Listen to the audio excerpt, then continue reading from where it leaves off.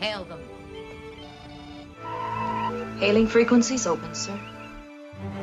Hailing frequencies. Open. I don't know why I keep giving alien street food a chance. It's always such a gamble. Captain, we're being hailed. On screen. Hello, and welcome to another Hailing Frequencies Open podcast where we are trekking through the past and future of Star Trek. As always, I am your host, Mike Jones, and joining me in the virtual studio, when the barber asks how he wants his hair cut, he just shows him a picture of Tasha Yar. It's Damian. You know, there's some truth in that, because I cannot be the first gay nerd to plan his haircuts around cosplay. That's true. That's true. Why not? I'm happy. I'm happy to have a lightly lesbianic late 80s haircut. Sure. Lesbianic. Lebanese. Isn't Danny Kaye one? Okay. The Golden Girls quote. She claims to be the discarded residue of evil left behind by a race of titans, but don't believe a word of it. She's really made of printer's ink and Metamucil. It's Lanita. Dun, dun, dun. Metamucil. No Metamucil yet. Printer ink, absolutely. Don't you know that's what Armus is made out of? Metamucil and printer's ink? Yeah, but the thing is, I'm a little less Metamucil, more printer's ink. Right. So you don't care about making people's poops pleasant, is what you're telling me. Exactly. And Great. if I was, I'd be citrate magnesium so that it's violent and complete. Oh, God. Someone's married to a doctor. Okay, I don't get that joke, drama. but maybe we can look it up later. Well, violent and complete works. Well, if you haven't guessed by our intros, today we are discussing the age-old debate, age-old being at least as old as the podcast, of Tasha Yar versus Armus, the gooey black entity that killed her. And we cannot debate this topic on our own. Joining us, representing Team Tasha, you know him as the COO of Too Proudly Go, but to us, he's the Chakotay to Heatherwood's Janeway, and we promise we'll locate his tattoo before we're finished here. Please welcome friend of the pod, Sonyl. Hello. And, a lot could be said about tattoos, but I'm not going to say anything because that's for the imagination. You keep your secrets. And in this corner, representing Team Armus, she's the Deputy COO and Stage Manager of To Proudly Go, but you know her best from the Creation Entertainment panel fame as one of the world's foremost experts on Dabo Girls and Intergalactic Comfort Women. Come on out here and introduce yourself, because we forgot your name. Please welcome friend of the pod, Leigh Ellen. What a great intro. Who wrote that? I wrote it. That was perfect. I'm sorry. I just felt like we had to celebrate your fame. And, I feel like who better to be proclaimed an expert on Dabo Girls and intergalactic comfort women than you. So What'd you call her? An expert on Dabo Girls. Oh, I didn't hear the expert on. So. And comfort women. See, this is why I don't drink during the podcast, because of my pre-existing diction problems. I completely heard it. I was just harassing Leigh Ellen. Okay, good. Your dick what problems? Also worth noting, Leigh Ellen and Sonyl are meeting for the very first time right now. And yes, the real question is, why has Heather Wood kept you apart all of these years, and why right now? It's you, Damian. You bring us together. Yes. So I also want to point out, for those of you watching the Zoom or the YouTube, the video recording of the Zoom, you can see that Lanita is showing her hand as to who she's representing, because she's dressed in all black with and so is Leigh Ellen. And then oh my goodness, they planned it. Right. God. Coordination. What? Hello. What else would I show up in? Seriously. God. And Damian is wearing his little Tasha Yar, or is it a pin of himself, lapel pin. It's a pin of himself. It's a pin of myself, but it can do double duty depending on who's asking. There you Is go. it his hairdresser that's asking? I mean, absolutely. We'll get him on the line. He lives across the street. I'll find him. Only his idea. hairdresser knows for sure. And as the judge, I'm wearing red. And have the ultimate judge behind me, Q.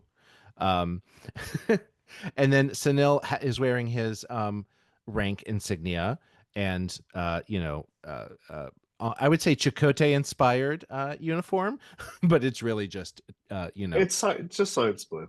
Voyager inspired. Yeah. It's science blue. Yeah.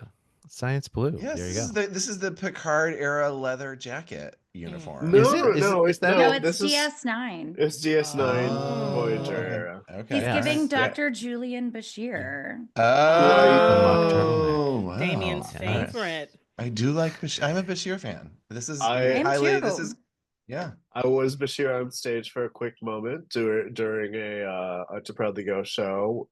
I was the Bashir to Jackson Juniper's Garrick during the Replimat first meet cute. Nice. That sounds like a very confusing love affair right there. It was. Do you not understand when boys like boys? Yeah, sometimes I Boys don't. who like boys, who do girls like their boys, who do boys like their girls, who do girls like their boys. Oh. Takes us back. All right, so I think I'm just judging here. So who's getting us started? Yeah, I feel like first of all, I feel like we should talk about give a little history of this debate, which is primarily lived on between Lanita and myself over I was going to say, I don't even know, months or years of doing this podcast together. Go with eons. Eons. Millennia. Yes. Where Lanita staked out a claim of being Team Armus many months ago, and Immediately from the start. Immediately, she was pro slime monster. Hot take. And this is a question that we have asked. Though? Is it? I mean, here's the thing. It kind of is. Yeah, I'm the only. I've been alone in my pro goo gone love for many episodes. And we it has been a question in, as you may know, we do rapid fire questions at the end with each guest that we have on for the first time. And one of the real sort of polarizing questions that we ask is Team Tasha or Team Armus? And it's funny because the responses that we get have actually been kind of all over the map. I think you've found some unlikely allies, Lanita. I have. And anyone who says otherwise, they get a wrong answer. And then we continue on with the rapid fire. While some of the other hosts of this podcast subscribe to the IDIC philosophy, infinite diversity and infinite combinations, and there's a place for everyone at our table. Especially There straight white is. women, right? Yes. Like Tasha Yar. Straight white women are welcome here. Part of the reason I'm here is to redeem myself from my episode where I called him Artemis multiple times. And then afterwards, I was like, I didn't even hear you guys saying that in the podcast. It was when I listened to it afterwards. It's like, oh, yeah, I'm saying the wrong name. Okay, cool. That is not what any of us remembered about your appearance on the podcast, which was otherwise great. So What? No way. Absolutely. So Team Armus is already down 1 point. I didn't hear that. I At all. don't think that is in the official Log. Nope. Mm-mm. Okay, Damezon, go ahead. Give your backstory and your history of Tasha Yar. Well, you should know that Tasha Yar was originally was a part of the original Next Generation cast, which debuted in 1987, and it was only not even before the end of the first season that she was killed off in April 25th, 1988 was the first airing of the episode of which we are concerned, Skin of Evil. She was originally developed in the early stages of the series based on a character that was in that Gene Roddenberry had seen in one of the Alien movies. that was meant to be sort of like a butch, muscular, like lady warrior. That's how they conceived of her, was a lady warrior. And she went through several iterations like that. The character's name was Macha Hernandez. And then it was Marina Sirtis, who we later came to know as Deanna Troi, who was originally cast in that role in the early casting process, while Denise Crosby, who we all know as Tasha Yar, was originally in the running for Deanna Troi. And then early on in the process, Gene Roddenberry had another look and switched them. And along with that, her Macha Hernandez, a Latina woman, became I think they said of Ukrainian descent. They named her Tasha Yar, and she was sort of one of the headliners of the early cast. And over the sort of months of kind of doing very little, the actress became bored. She had high hopes because originally she was sort of named as a character who would be on all of the away teams as the chief of security. And she went into Gene Roddenberry. She said, "I'd like more to do." He said, "I don't really see that happening." And she says, "I'd like to be released from my contract." And he said, "Okay, well, then we're going to kill you off."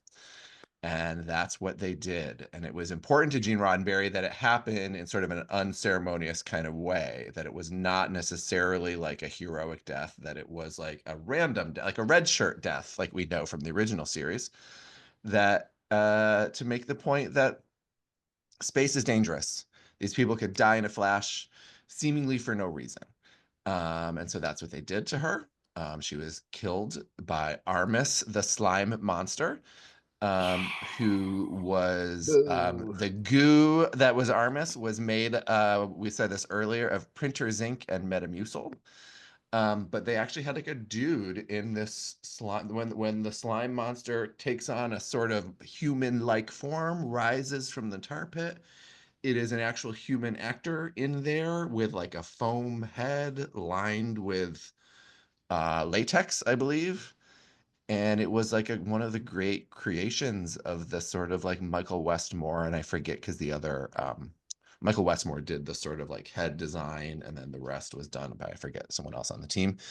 But yeah, that was it. Armus killed her in a flash, and the episode ends with a holographic message from beyond the grave from Tasha Yar. So I don't know if this is conspiracy theory, but Sonyl and I were talking about this the other night. And wasn't there also something about like her posing for Playboy having to do with this death? Did you read anything on that?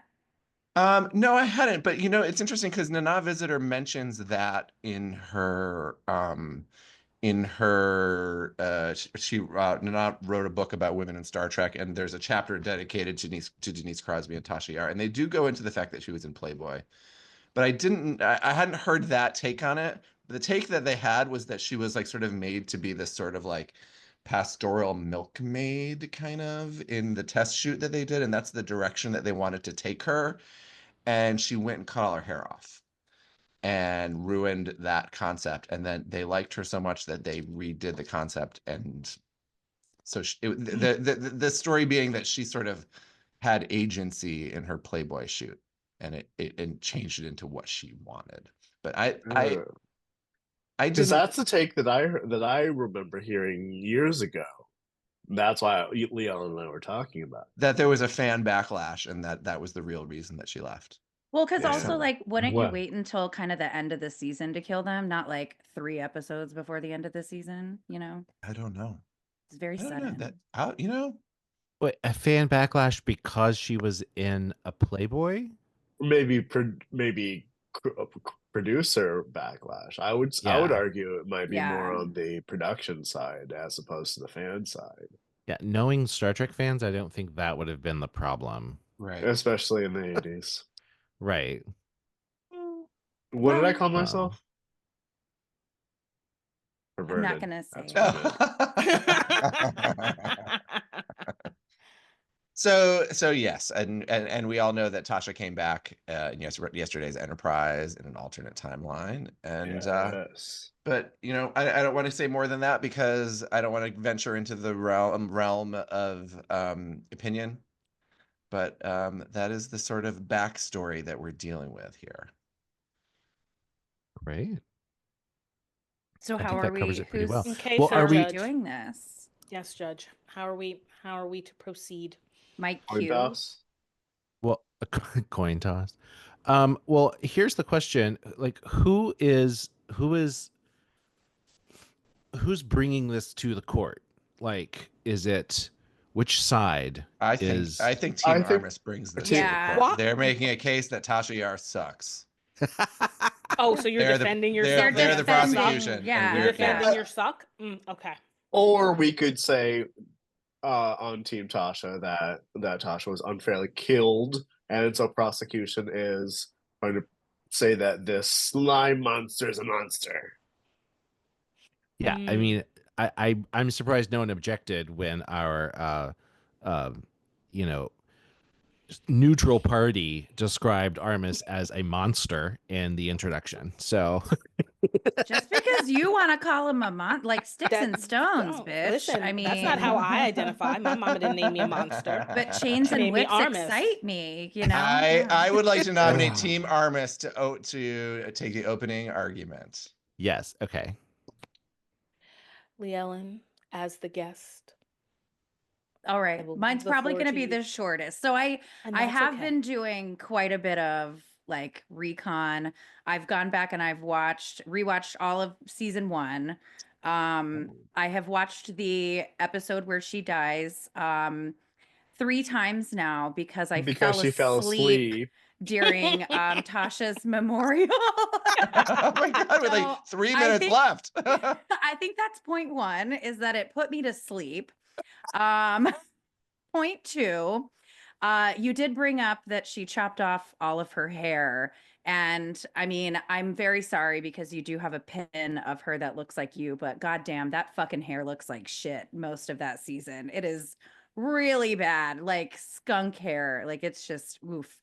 Let's see. My points are not really like super organized.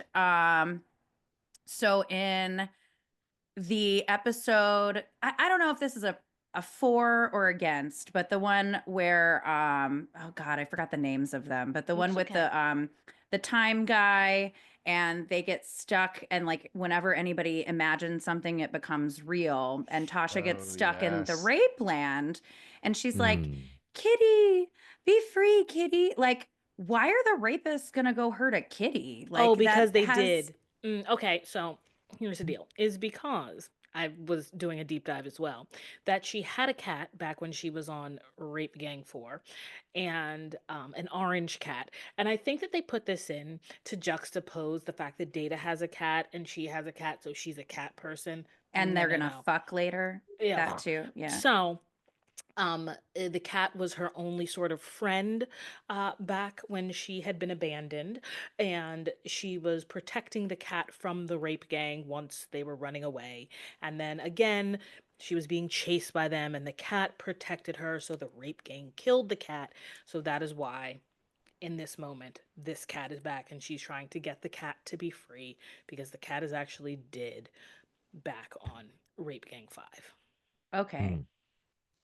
Okay. Well, I still thought, what are the rapists gonna do to the cat after you, girl? Anyway, I also felt like they could have done much more with that storyline. I mean, I know we're talking about like the late 80s, early 90s, but like give us a little bit more depth in her character because of that. You could tell that every time. So you have her in your opening and your ending of this podcast. I don't know if you guys know every single clip that's on there, but I just kept hearing her voice.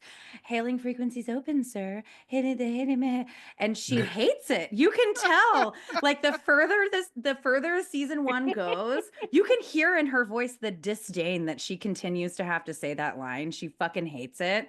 And man, I feel like I had another point, but I'm gonna toss it over to Lanita.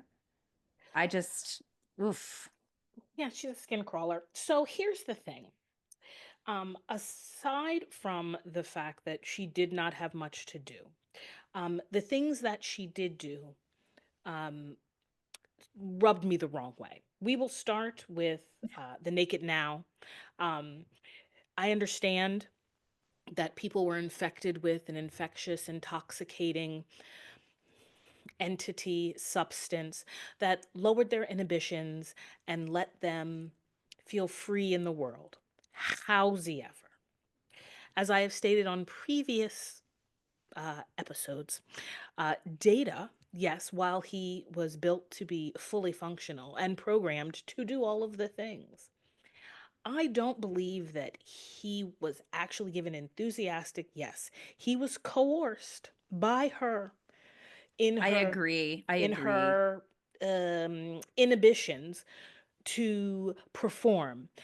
And when you watch the scene, she is dragging him into her quarters and tosses him on the bed as if he were a doll.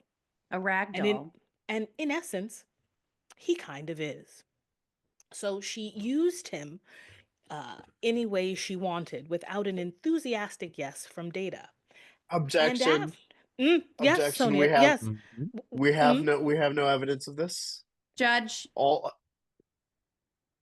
Explain. whom? What's the lack of evidence? the lack of consent Oh, from Data is not proven here. He did say with a smile that he is fully functional and being Answering the question that he and was being asked. socially awkward in scenarios as socially awkward people are. mhm. Being dragged and thrown on a bed is probably, how some of us in this room might have encountered such a thing for the first time. However, Sustained. that does not make it correct. Just because he awkwardly smiles and answers the question that he has not been asked before, he could have been smiling of embarrassment in the fact that he felt pressure to answer her question. And I the also think that smile, you are still talking when the objection was sustained. and that's okay. I don't, this isn't that's a real okay. Sorry, teen someone did courtroom. mock trial as a kid, obviously. I'm I all about object these to points of order. I object to the Oh my sustainment god. of that objection. You can't object to the Additionally, judge. additionally, into that point, when we learn what it is that makes them feel all woozy and being drunk, if you remember when he comes back to the bridge, he is intoxicated. So it is as if he has been laced a la Drugged. roofied. Mm-hmm. Therefore, again, he could not give a enthusiastic yes. When was What? he touched? When was he touched? As soon as he came into the room, she caressed his face, i.e., infecting him with the business. And we noticed that the infection happened sort of instantaneously. It doesn't take time for it to work its way through one system.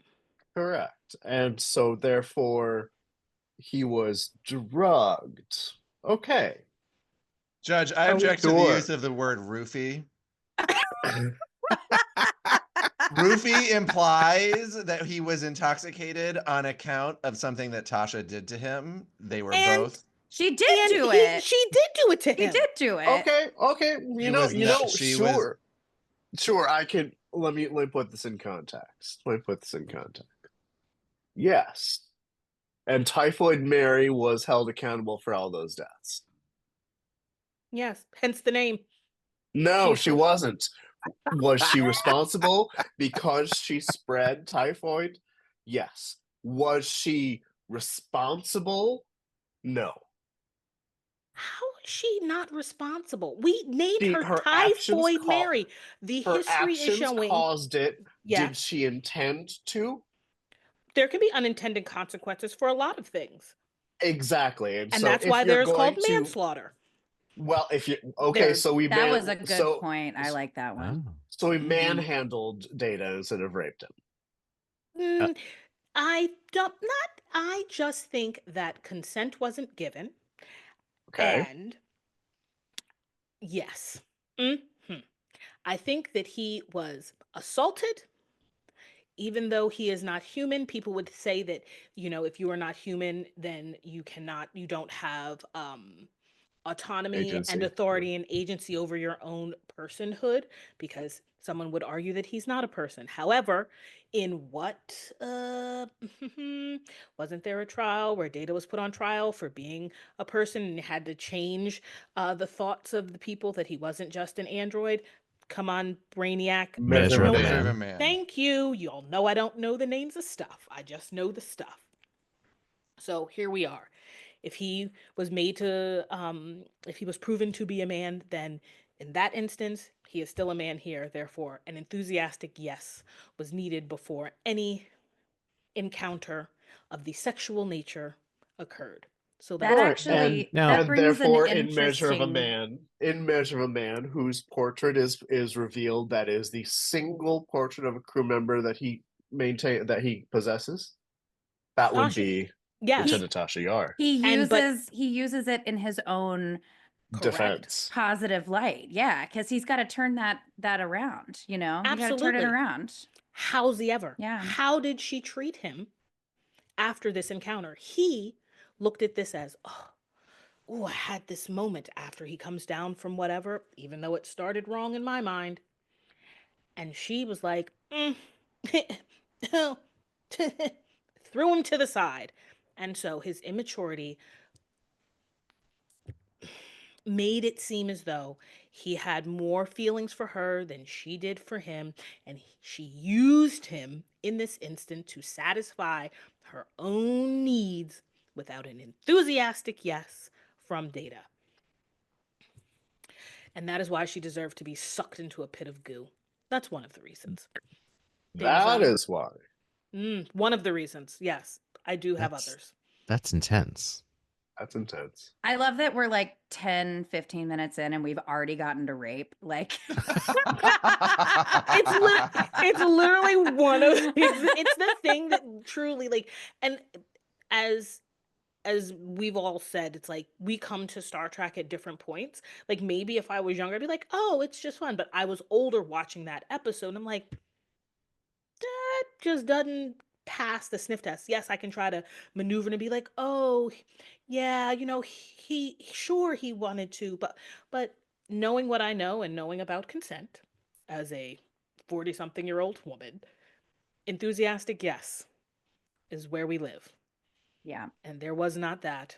Therefore, eat her, Armus. Eat her into the goo. Damazon? Sonyl? May it please the court. Yes. Is that your opening argument? By the way, sorry. Yeah, is that your opening argument? Are you passing the baton now? Is it our turn? No, I feel like opening argument. I feel like this is All right, okay. I'm banging the gavel. Okay. Order. Sorry. Okay. Sonyl.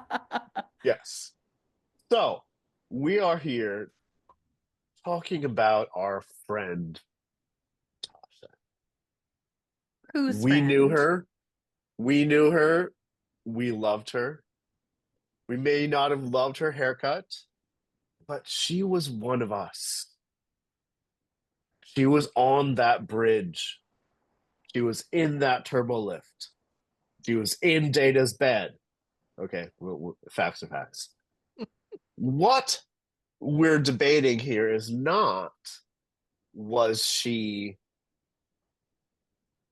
the best dressed, because everyone wore a uniform, obviously. Did she have the best haircut? I don't know. Ask the Bolian guy who cut her hair.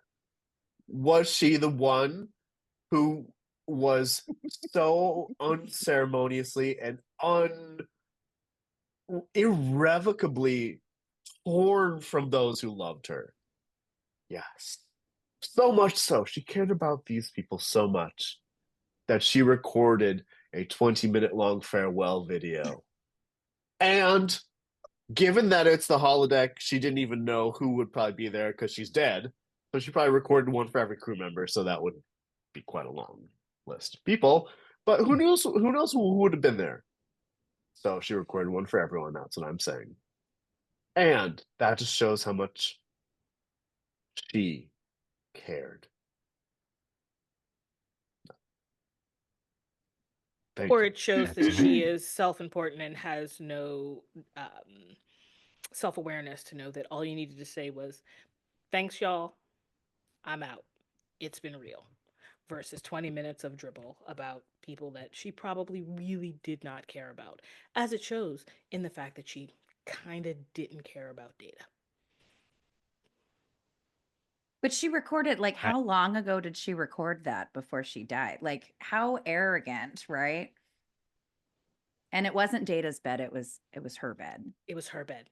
Yeah. Figuratively. Well, Data's bed. Figuratively. You can say in my bed and it's not your literal bed. It's English.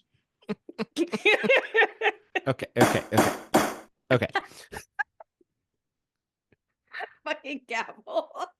Is it my turn? Is it my turn? It's your turn, Damian. So all right, I would like us. I'd like you all to, if you would, venture back with me to the year 1987, season 1 of Star Trek: The Next Generation. Character named Dr. Beverly Crusher. Talk to me about what her character was. Her character was a mom who didn't deal much with her kid, and a doctor. And as a doctor, she had a passion for life. A passion for life as opposed to death, because doctors like to make people live. That's her character. That's what we got. More came down the road.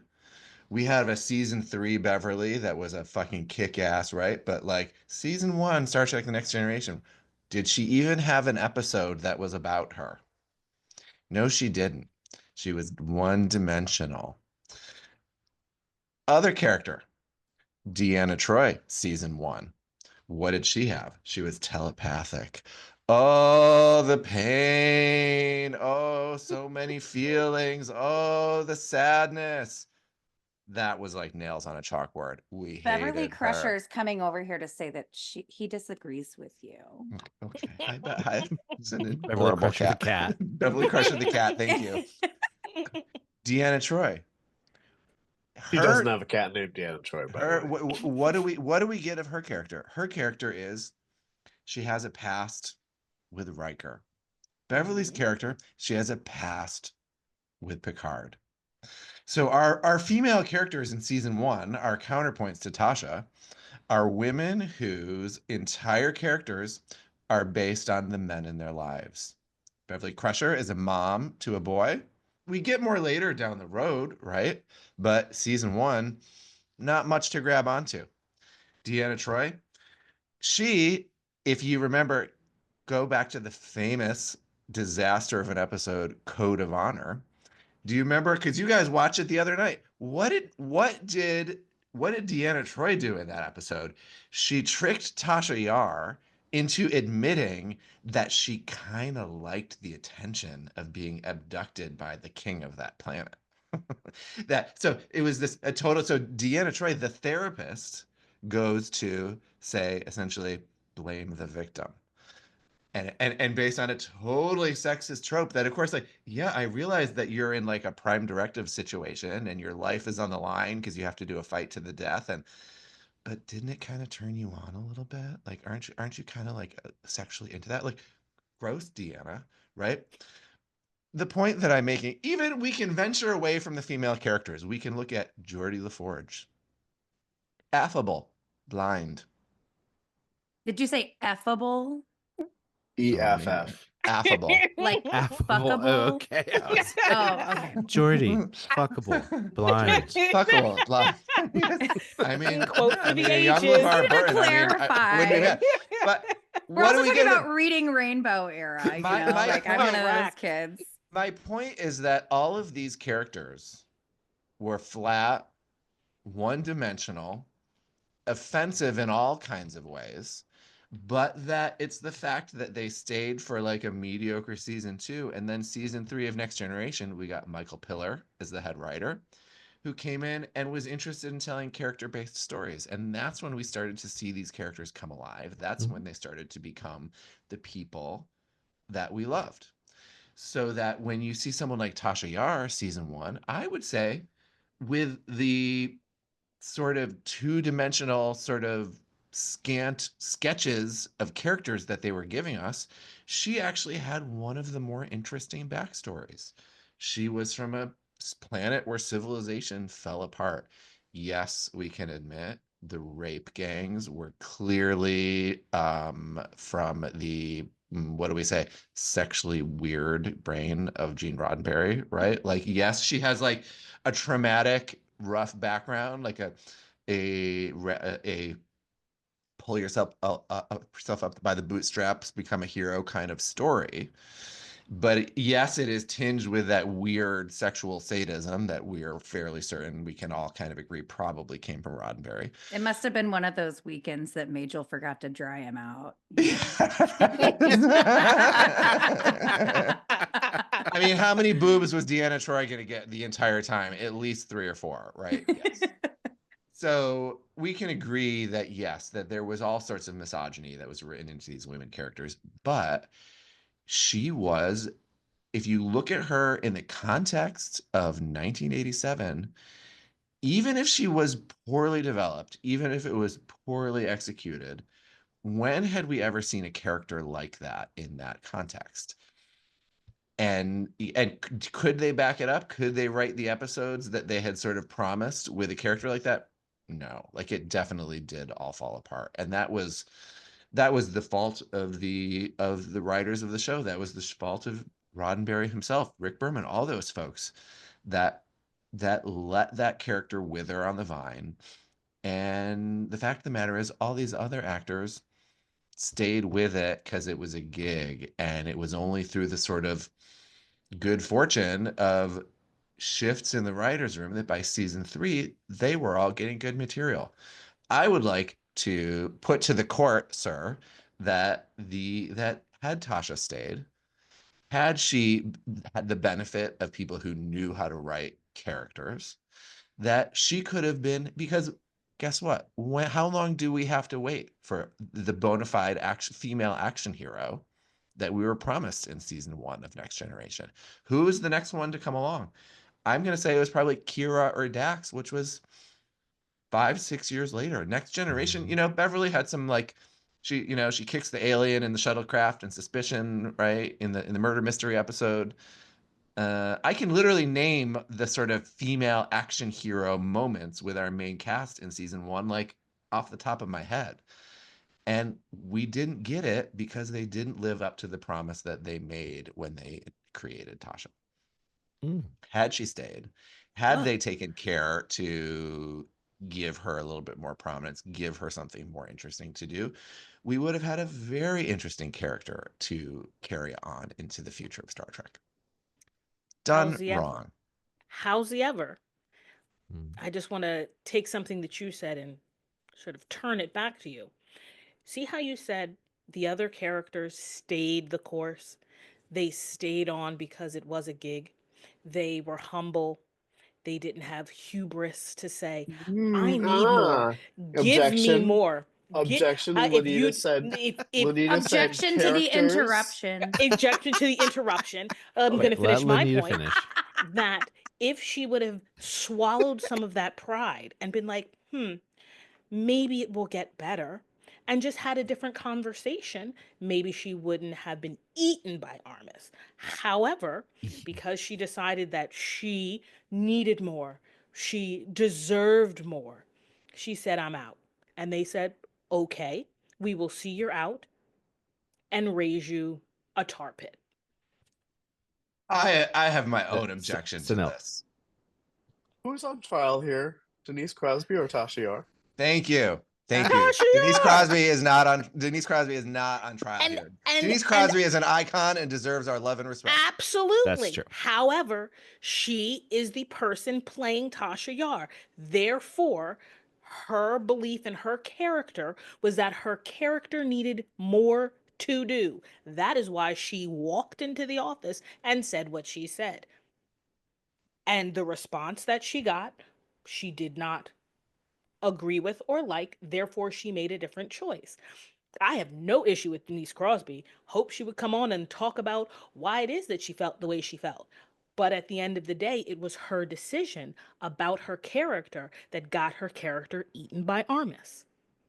I would also like I to raise another point I of objection that she was actually like shocked was with an zapped. electric thing. It was Riker that Thank you, was Leigh Ellen. like, yeah. Thank you. Well, I did just watch it 3 times because I kept falling asleep. I That mean, is not correct. to She nitpick, was- but couldn't you just start at the point where you fell asleep previously? No, you have to rewatch the whole thing and like put yourself through the trauma of watching The episode. Tasha Yar.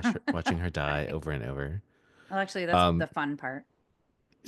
Speaking of Just Armus, can we kidding. turn our attention more towards the actual death moment? I mean, I think Armus might have something to say. Don't you want to ask me what I want? Does Armus want? He wants He wants What's love? companionship. He wants off the planet. He just wants friends. Just wants friends. he wants Tasha to take him to her bed. But he was asking. I don't think he liked her Data. like that. Yeah. Sometimes, sometimes if they don't like you back, you have to, make them go Coerce in a them. flash of light. So back to Lanita's point from before about consent. Sonyl, continue with your thought. Well, that's interesting that we're talking once again about consent, and then earlier we were talking about the Turkana 4 rape gangs and how she had to avoid them. So I think she might have known a couple things about it.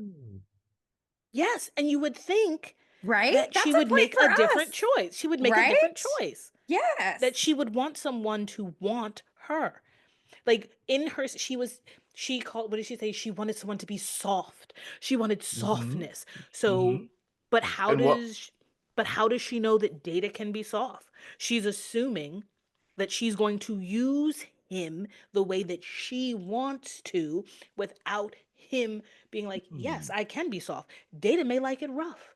Data may want to tie her up to a daggone, what is that thing called? The X, the cross, and ream her. St. Andrew's Cross? Oh. Sorry. St. Andrew's Cross? Sure, that's what it's called. Is that what it is? I've just seen that someone what it's tied called? up on The one. I want to notate Damian's physical disagreement where he adjusted his glasses.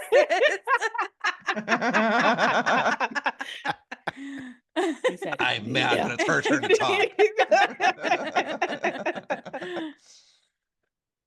Yes, Damason, did we have something to add? I would also just like to petition the court to invalidate all evidence that relates to the episode The Naked Now. The Naked Now tells the story of a bona fide orgy disease. People have lost control of their behavior. People have lost control of their behavior because at the beginning of that episode, we see people who die in all sorts of crazy ways, like without regard for their own lives.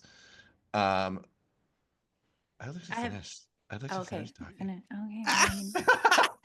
I was just raising my hand.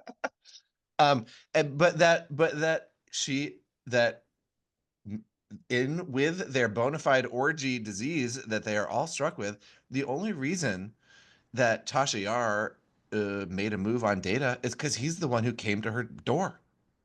She made a move on a man in a hallway and sucked his face in after she looked at him, he looked at her, and then they started sucking face. Again, he wanted it, she wanted it, they sucking, just because Data came.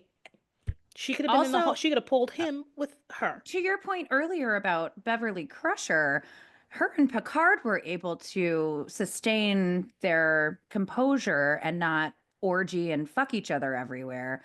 So why was it okay for Tasha to do that when they could hold themselves together? She's not a captain. But she wants to be. So it is the captainhood that gives you the fortitude to not fuck Beverly's not a someone? captain at that point. No, he's speaking There of are Picard. 4 naked people. They were simply, Tasha was simply further along in the progression of the disease than Picard and Crusher were in that moment.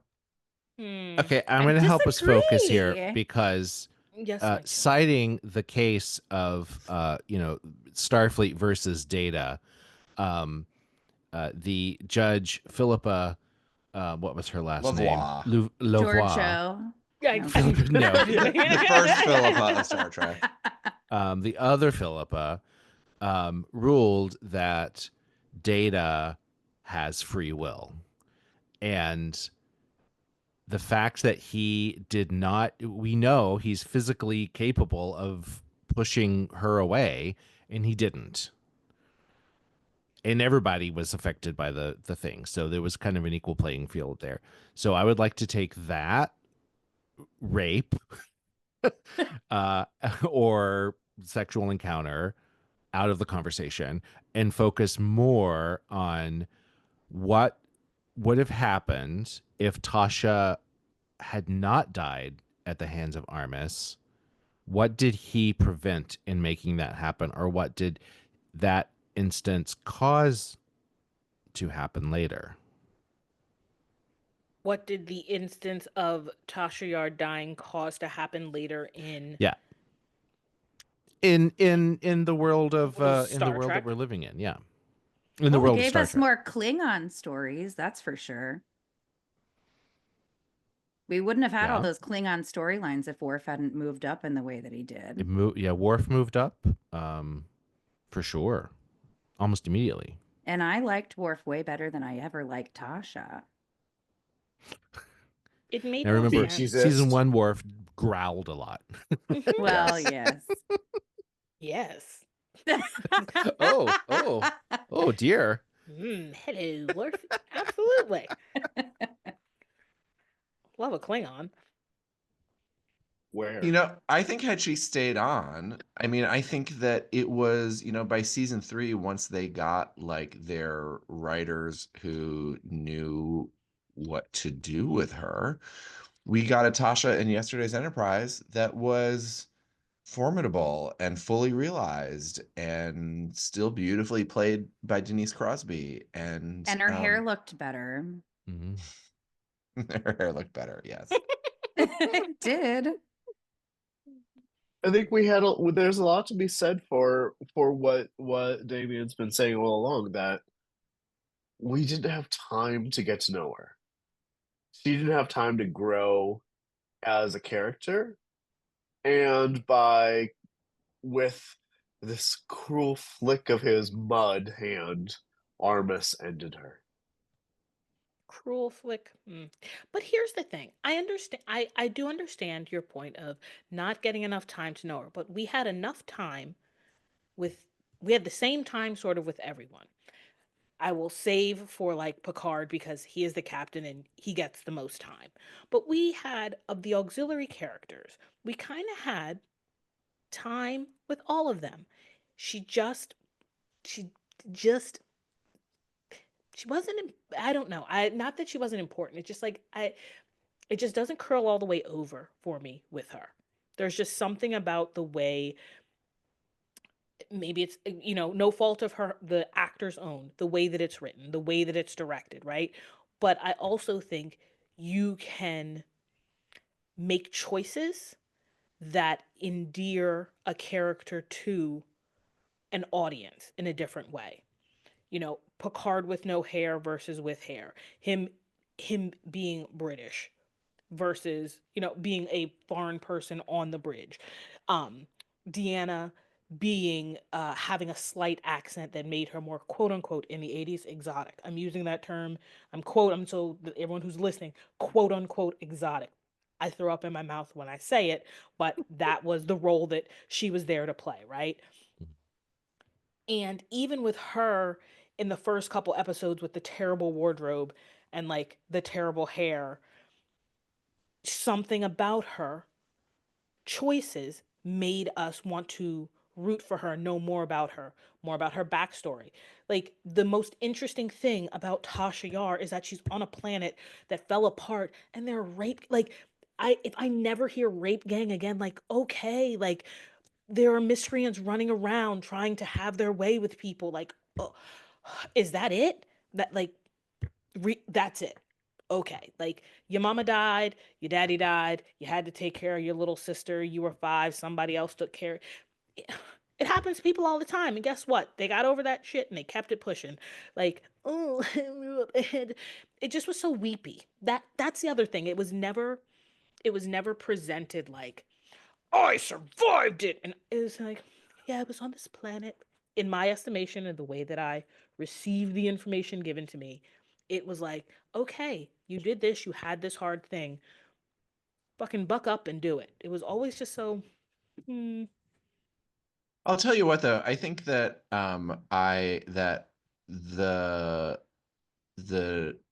Tarkana 4 backstory, her origin planet story, is actually more than we got for a lot of these characters in season 1. And I think that the real problem of it is that whoever wrote the like character Bible, right? And we know this because we watched Chaos on the Bridge not too many weeks ago. We saw everything that was going on behind the scenes at Next Generation, chaos. right? And that these writers were just not, there was nobody who was prepared to live up to the promise of that show Bible. There was nobody who was really actually willing to write a story about a female action hero who had this rough background and who, you know, and the character traits that they have for, I mean, you watch Encounter at Farpoint. What do? We attack. And that was her advice. And Picard immediately shuts it down, right? So dismissive of her. And it's that same dynamic that we see transfer over to Worf, or they shared that dynamic, that it's the character who offers the sort of pugilistic kind of worldview to every possible situation, right? And that there was just nobody who was willing to do that for a woman in the 80s in a thoughtful, imaginative way. And I feel like Denise Crosby was there and ready and was going to pick up that ball and run with it. She just needed the material to do it. And I don't think that there was anybody who was equipped to do that at that point. I also think that give you that Lanita's sad that Denise Crosby refactor that statement, strike from the record. I think she's sad that Tasha Yar was never wearing a TNG scant. Ugh. No, scants are for boys. We do see the scants. We see it one briefly shot on her. Mm-hmm. On her. The end of Encounter at Farpoint, the very last scene. Yeah, she's corrected. She's standing behind her console in the scant, but we don't get a good look at it. I like scants on boys. It makes more sense to me. That strong little muscular leg. Hello. Can't argue with that, but that's or a dainty little hairy leg. I'm in a scant. Exactly. I don't think anyone on the podcast today would argue with that. Well, woman in a scant? Well, okay. Revolutionary. you know we're going to get feedback that in this panel, the two people who are against the woman are the women on the panel. I was just thinking that during Damian's last point. I was just thinking that. Yeah, isn't that funny? But the funny thing is I'm not against all women, just Tasha Yar. Well, here's another point that I would like to make. Dabo girl fame, for God's sake. I have another theory about this that I pose a question to Sonyl. When in your life did you first watch season 1 of Next Generation? How old were you? I'm trying to remember if I watched it live or the reruns that next season. I did watch it. Long story short, you were a child. I was a child. And this may not be the gender divide that it appears so much as the divide in when in your life you were first exposed to this. Because I can tell you, as a child watching Star Trek: The Next Generation, I was a girly boy. I did not play while my brother was playing with tools with my grandfather. I was making dolls with my grandma, right? It wasn't like any sort of So cute. yeah, no. Any sort of like I was a very girly boy in a way. I eventually moved into martial arts, so whatever that sort of transitioned me into whatever this is. Who But knows? that who knows, yes. But that there was something powerful to being like a 8-year-old boy, girly boy, and seeing this female action figure, which I didn't necessarily obviously I'm male identifying. Do not I didn't necessarily identify with her as a woman, but I identified with her as that you could be an action figure, you could be a powerful character as something other than like your standard like butch male G.I. man Joe. on GI Joe. Yes, and that there was something to that, and that um and I think that is and for sure when they killed her off, it was shocking, and it was like it was very brutal to me. I was You were very so unexpected. attached to her, and I can understand that. Right. I just never I did not connect with the character of Tasha Yar. Maybe it's being a black woman being like, okay, white lady, fine. But there was nothing about her that made me root for her. Even, I mean, literally, I know Code of Honor is the worst episode we have discussed. I mean, it's not the worst episode, but it's one of the lesser liked episodes Right. of Yeah. the canon. More And so, problematic. yeah, and More so again, in that episode, it's like the chips are stacked against her. I'm like, oh yeah, blonde, blue eyes. She's the one. It Yeah. it Oh it yeah. brings in a whole lot of cultural things that again make me not like her character. So yes, I'm like, okay, she gets cut down in her prime by Armus. Oh well, too bad, so sad. Like you shouldn't have tried to go. Yes, she was kidnapped. I get it, against her will. Yada yada yada. You could have bowed out. You could have been said, "Beam me up, first contact, whatever, prime directive." Like if it was that serious, your captain could have backed you, but they didn't. You had put on your little fist and decided to fight in a jumpsuit and had to prove that you were better than. No. Mm-mm. She had to go. From there I was like, I'm good. But different that's a different lens than the rest of you are coming from, right? Like so Well, I just didn't connect with her. I also have the lens of not watching TNG season 1 until I was in my 30s. And I had lived a lot of life at that point. And so, knowing what I know about Star Trek now, especially one of the things that draws me to it the most is how progressive all of the storylines were and how we're touching on, I mean, even the 60s, the original series, like the things that they're touching on. And so you're going to introduce this character. Sorry to bring the rape gangs up again, but it's just very prominent in my opinion. But we're talking about this woman that survived rape gangs. We're talking about somebody who, like, let's get into that. Oh, wait, no, we're not going to actually really touch on any of that at all. And we're going to just kind of let that storyline die. Like, as a woman who has lived a life that most women have where sexual assault is part of it, it's like this letdown of not getting into that with this character, and so it was really hard for me to connect with her. You know So what I we're mean? talking about your lens in the 2000s did not meet the producer's creation in 1980s.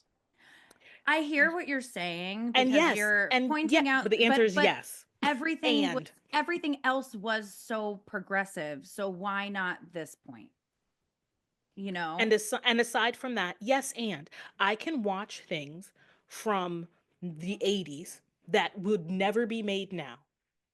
Mhm. Soul Man it's an entire movie of a white man in blackface. Literally Yep. made theatrical debut. And I can watch that now and be like, well, yeah, it was the time. And understand the misguided point, like the points that were trying to be made, the misguided way that is being presented from 2025. I just could not connect with her. I just could not connect with her. And I try to give grace for the time, the 80s, right? But still, you're able to talk about a myriad of other things. Why bring it up? It's what do we all call it? The MacGuffin, the red herring, the thing that's supposed to distract you from the actual thing. It's like they used it as a way to showcase why she's so tough and hard, but not really explain. And the only reason I know any more deeper information about it is because I literally read a whole thing about let's do the backstory of Tasha Yar, and they went through the whole like she was born in this year and papa. But it's not like you really got that on the show. It's that me reading it after the fact. Yeah. Right. How do you feel about season 1? And this is a hard question because we have seasons 2 through 7 and then the movies and then Picard. How do you feel about Deanna Troi and Beverly Crusher in that first episode, and why are they better? Why did they deserve to survive season 1 and Tasha didn't? Well, Beverly didn't technically. Right. For sure. You're right. She did go away for season 2. Yes. Don't ask me questions about my fucking cat, man.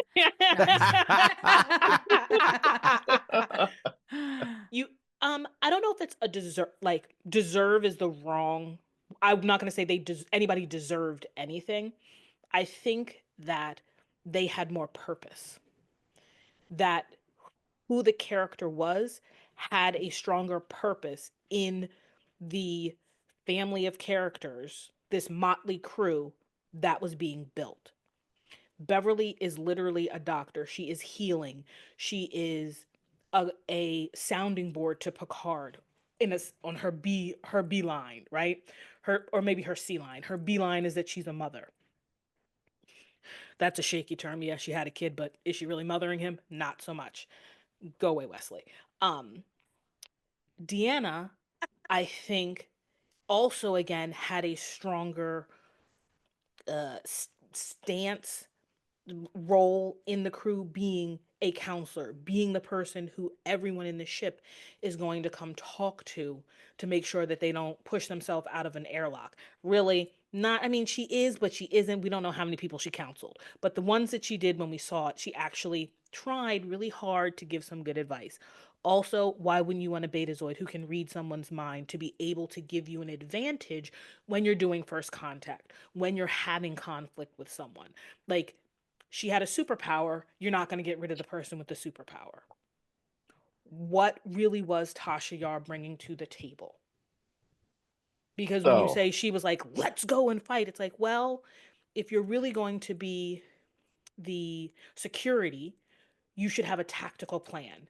You should have more rationale and thoughts behind why you're going to do what you're going to do. Yes, sometimes we do need to go guns blazing, but most of the time, the right threat management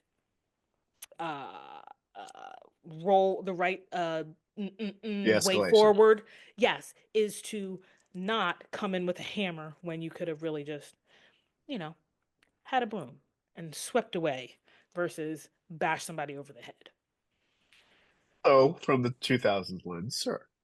And what about the fact of the matter that our friend Deanna did not start with very high. The character did not have very high purposes at the beginning. In fact, she just sat in that chair, and it was unclear that she had work to do in that chair. That there was like a screen, but did she ever touch the screen? Like, what was happening on her screen on the bridge? And as was said in a interesting other show of the same genre, I have one job on this lousy show. Oh, I know it's gonna be stupid, but I'm gonna do it. Okay.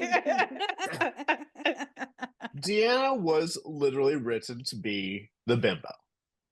Let's call a spade here. Yeah. Wait, I feel That's how like, by she the was way, written. pause. I feel like you have to attribute that quote for anyone who's listening so we know what you're referring to. We know, but Is Galaxy Quest. Galaxy Quest. We Sigourney also Weaver. use it in our show every week. Because Do you Galaxy really? Quest is Yeah, such it's my Yeah. favorite part of the it's show. such I yell a it good from movie. the audience. Nice. We all yell it. Yeah.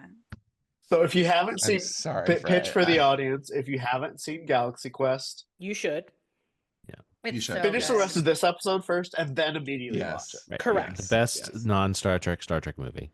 Yes. Oh my Yes. God! On top of the documentaries, you guys should do a Galaxy Quest. No, I like, think watch I just heard that in my brain right as you said that. Damien, are you Betazoid?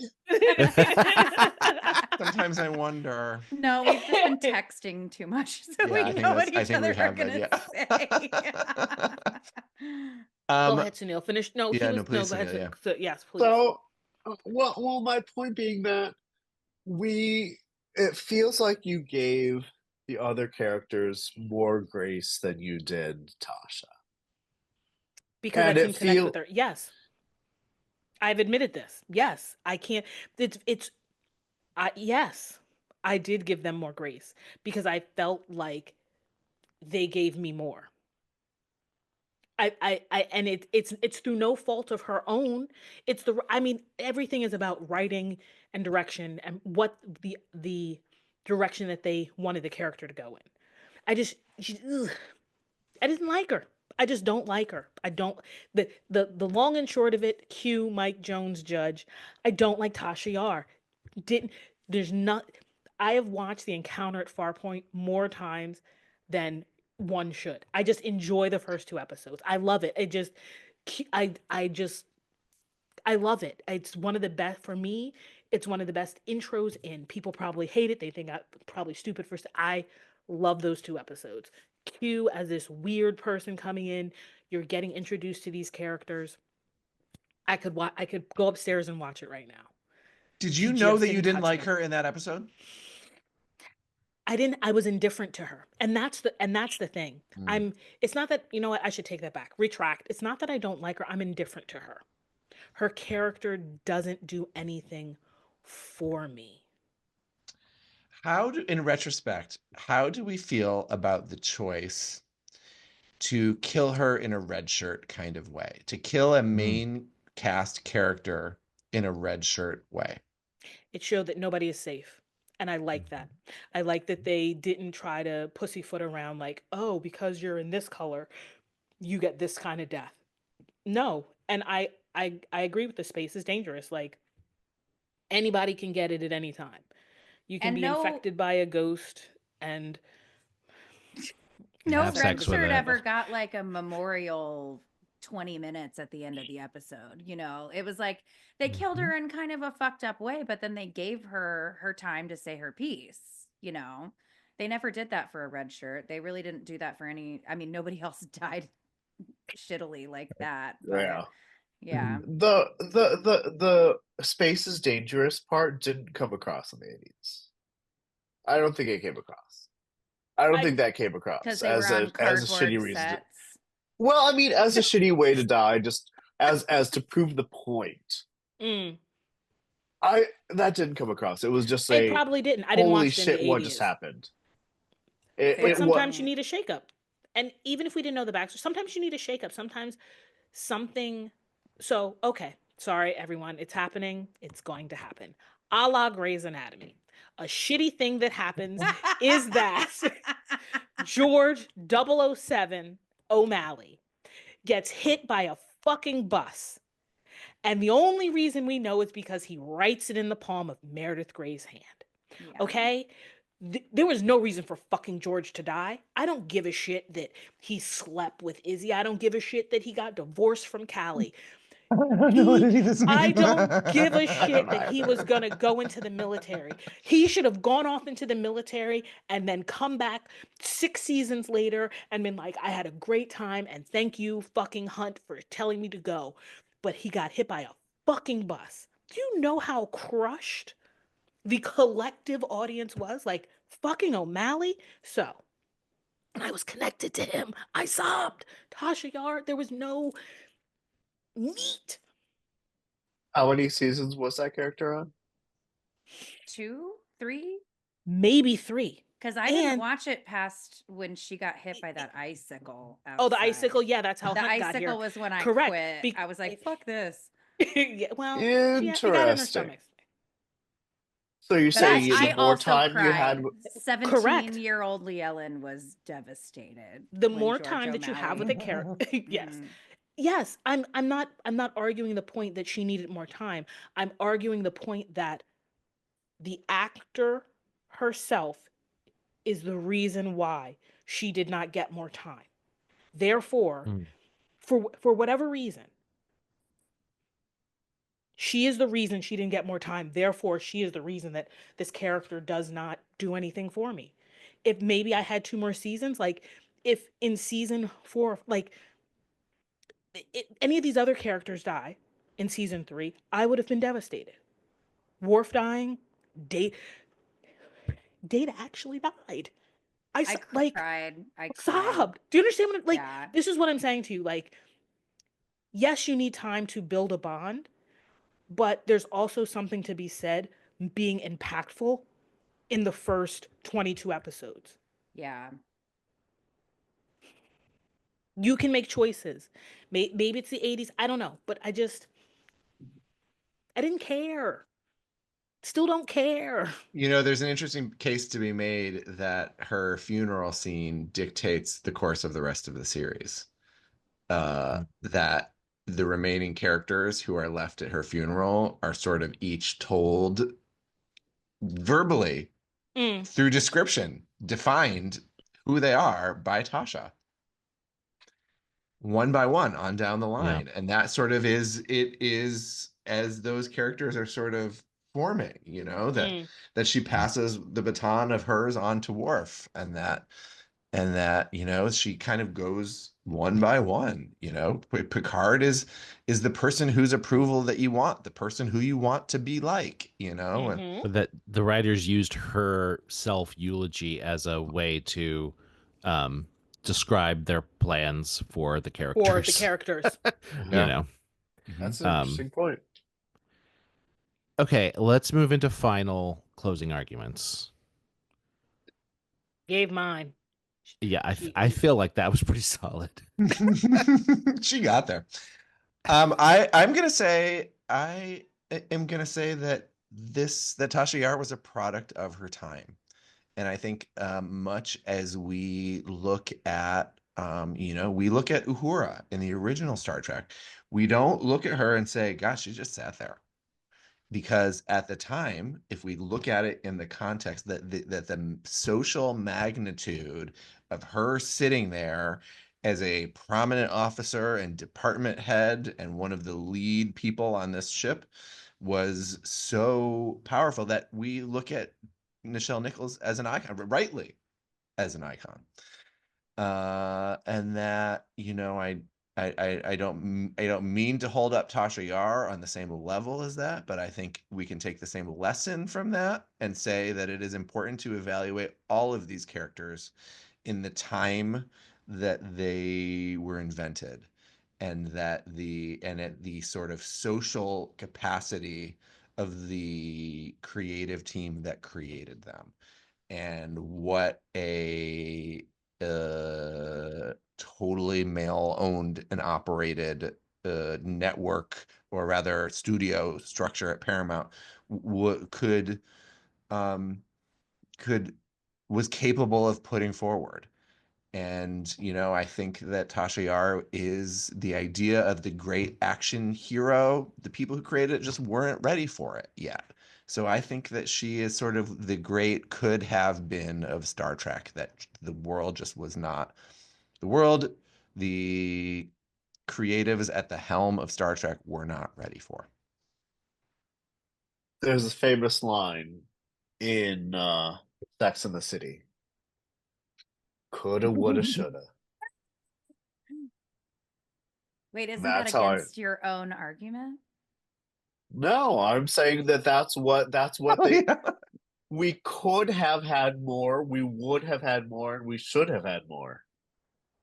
However, However, And just like that, however, Tasha died. Just like, and just like and that, just like Tasha that. died. May it please the Just court. like I couldn't help but that. wonder, would Tasha die? Was it her own doing, or was it the doing of the time? I couldn't help but wonder how he got the shine on his face, that slime monster. Been looking for it my whole life. That slime monster. Oh my A little gosh. powder. But I Just do a little feel, powder. that for Tasha, the trial must end. Nice. I would like to Okay. hear how all of this impressed our judge. All Clearly, right. he's got thoughts all over his face So- in his red shirt. I started writing things down. Um, I have to acknowledge my own prejudice here as a young gay boy in the late 80s. I definitely I was like, Mike, look we're at not that young anymore. Okay, the Tasha, 80s. I know. Sorry. As a young gay boy, I often think Being only 17. Right.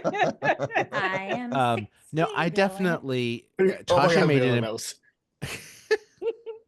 Tasha made an impression on me in the same way that Yvonne Craig's Batgirl did, because she could kick ass and still be beautiful and fabulous. Now, granted, she was not as fabulous as Batgirl, but the other women in the cast had nurturing roles, which are traditional, and she did not have a nurturing role, and that really appealed to me as you could still be the chief of security, you could still kick ass and not be a bro, so I have to acknowledge that going in.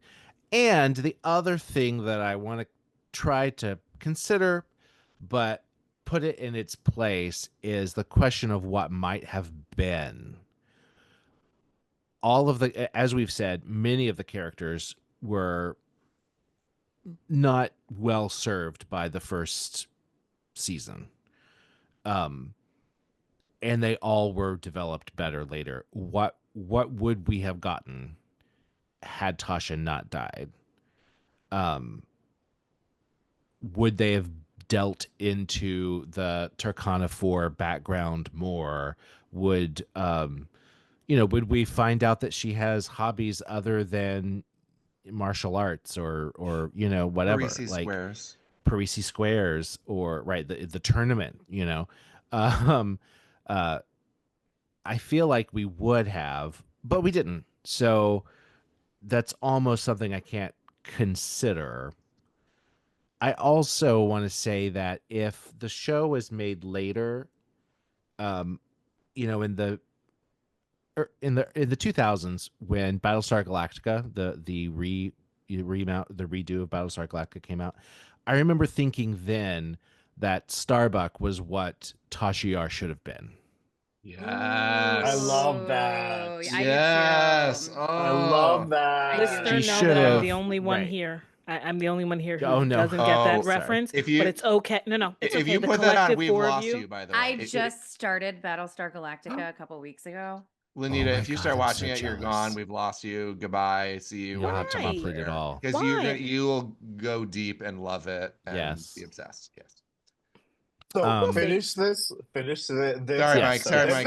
then- My Yeah, apologies. so- I just wanted so- to let the listener know I was out of that. The listener is really But worried about what ma- you've seen and what you haven't. She's seen No, it's Grey's true. Anatomy, listener. But so talk yeah, it about makes that me again. think: would we have gotten a Tasha who comes to the poker game with a cigar with the boys? Like that level of kick-ass woman. Knowing who the producers were, that probably never would have happened. But also, I have to acknowledge that her death created a lot of gravitas for the series. It is the first time in the history of Star Trek, you're looking at the original series, animated series, everything, where a character whose name is in the opening credits dies. And that ripples throughout. So when they visit Tarkana 4 later and they meet her sister, as soon as she says, "I'm Tasha's sister," everybody freaks out that that she's very important all of a sudden, in a way that I don't think she would have been if she was still alive. It would have been like, "Oh, this chick says she's your sister." So it also made yesterday's Enterprise possible, which is one of the best episodes in my opinion. So it's hard to balance, but I have the optimist in me has to come down on the side of her death was unnecessary. And I am team Tasha. Look at Damazon, so surprised.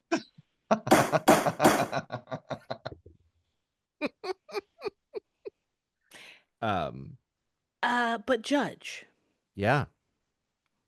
You said all the things, and then you said her death was unnecessary. When it's as if you were leading up to her death was necessary to give the series gravitas. So, I think they would have gotten there in another way with the writers. But it was a nice shortcut to instantly add gravitas to a situation to like bring up Tasha. But when Sela wouldn't have been an interesting character had it not been because of Tasha, but arguably yesterday's Enterprise still could have happened, but it would have been different. Would have been different. Yeah. But yeah, this court, despite the fact that we're in the dystopian post-atomic 21st century world, wants to come down on the side of optimism and think that it could have been great if she hadn't died. Shoulda. It's actually really interesting what you said woulda, shoulda about Tasha as Starbuck as the Tasha Yar that we never got on Battlestar Galactica. And let's not forget, Battlestar Galactica was created by Star Trek alum Ronald D. Moore, who who clearly had to be very aware of Denise Crosby, Tasha Yar. That Katie Sackhoff, who played that character in Battlestar Galactica, bears more than a passing resemblance to Tasha. Yeah. It is an interesting parallel, and yeah. And on that note, I will let optimism reign. The prosecution rests. I will let optimism reign in these dark times. Wait, aren't we the prosecution and you're I don't know. I think maybe we should have clarified that a little better going in. Well, I mean, yeah, we love the chaos of it all. I think Armus is mad at me now, though. If any of you leave now, he dies. So I don't know what we're gonna do. And also, let's not forget that it was Jonathan Frakes as Riker who got to swim in the tar pit, the only actor who did. Data, something's got me. Oh my god. But the best part of that story is that when he's covered in the goo in between takes, LeVar Burton looked at him and said, "Franks, I never would have done that." Ugh. What was that goo? So that goo was really Metamucil and printer ink. And like India ink, printer ink. Which the ink, like, how does that not stain you that color? It does. I think the Metamucil must have broken that down. I actually don't know. I feel like it probably did. Because they wiped it off of his face. Yeah, they did. Jonathan Frakes is on the pod, we'll ask. Yeah, we should ask. We should ask because I was also reading on Memory Alpha today about why not? I mean, he'd be the best person to talk to. We could have him on for like 3-4 hours because he's got stories. Yeah. So But much supposedly the combination of the Metamucil and Printer's Ink, whatever this sort of like under costume was made of, to like that the actual like physical actor was in, which is a different person than the voice actor. The Mhm. like combination of it like broke down the material, like it like melted away under the. So they still don't. Michael Westmore says to this day, we still don't know what it was that made the costume disintegrate under the slime. That's awesome. So. Here's the thing, there's probably a protective jelly that they put on his face so it didn't stain, or they figured out an alcohol-based whatever. Like, I mean, think about stage makeup that people put on. You have to use that oil-based makeup remover, so you never Right. know. The jelly makes sense, Yeah, actually. KY, Yeah, right? just like petroleum jelly. Leigh Ellen, we're not talking about what you have in your bedroom. What? You don't even know. You don't even know. You You don't even know. Armus fetish. I think that the one takeaway from all of this that we can all agree on, though, is that that as much as he was a genius visionary, Gene Roddenberry had some real strange ideas about women and about sex. Yeah. That's true. He needed to talk to somebody about those. Yes, and I feel like we got our best women in Star Trek when he maybe was a little out of the way. Yep. I Yeah, do agree with We that. can all agree on that. I think we can.